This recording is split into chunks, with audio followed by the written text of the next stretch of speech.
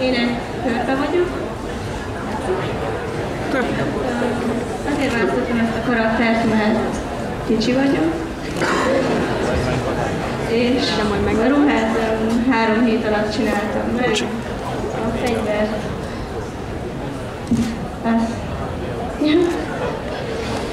A pajzsot is segítettek megcsinálni. Te miből készült a pajzs és a balta? Fából van, mind a kettő. És lett lakkozva, jól látom? Tehát... Hogy készültek aztán? Eláruljátok?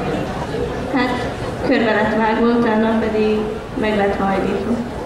Értem. A ruhát én szabtam ki, és én díszítettem. Gyere ide és fordulj meg, hogy jobban lássanak, nem túl részletesen kidolgozott, hogy arról van szó ugyanis.